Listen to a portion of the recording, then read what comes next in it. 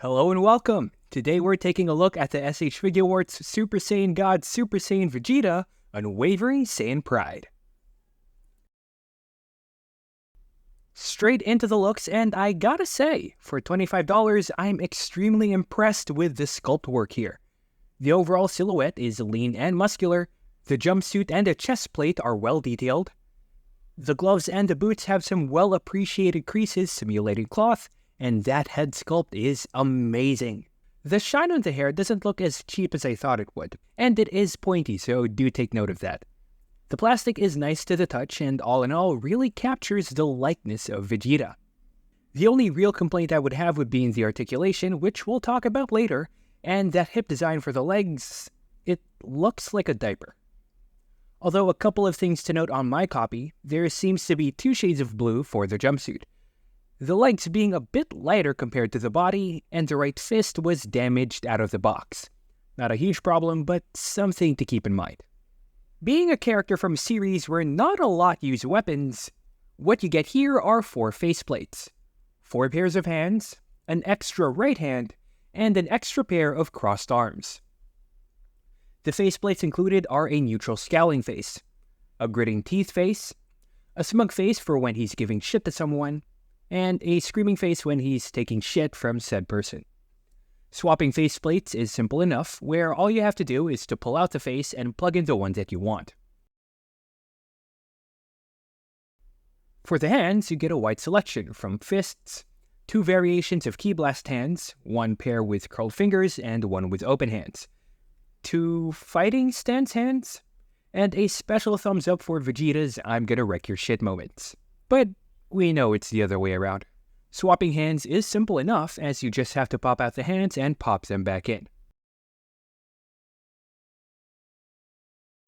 Finally, we do have a special crossed arms accessory if you want to display him with even more pride.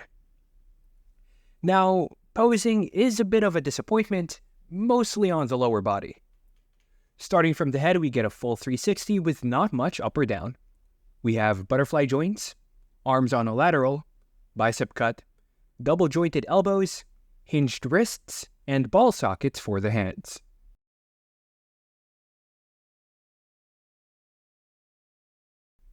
There are 2 connections on the chest, both seem to be on hinges, the upper body allowing for an arcing back and an ab crunch, some slight side to side, the lower body allowing for a more subtle movement, but not that much, honestly.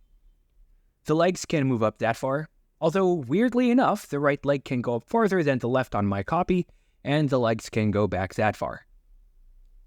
Leg spread isn't much, sadly, although we do get a thigh cut, double jointed knees, ball joints in the ankle, and a toe hinge as well. Here's our prints next to the Amazing Red, Ironhide, Grimlock, Minifig, and Nargacuga.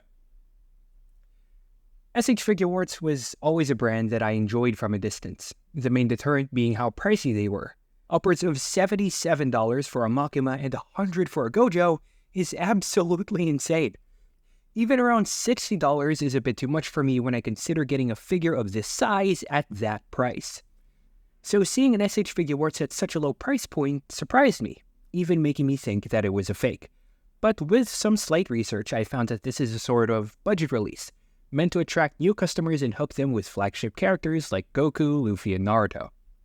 Now, this isn't a video essay or a complaint video about SHF prices, and I am aware that a lot has to be considered, like licensing, sculpting materials, so on and so on.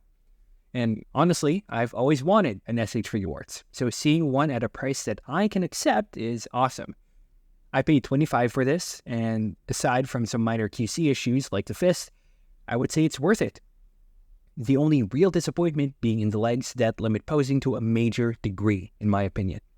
The hand selection is great, the head sculpt is honestly amazing, and the paintwork and the face plates might just be the best that I've seen compared to other Vegetas that I've seen online.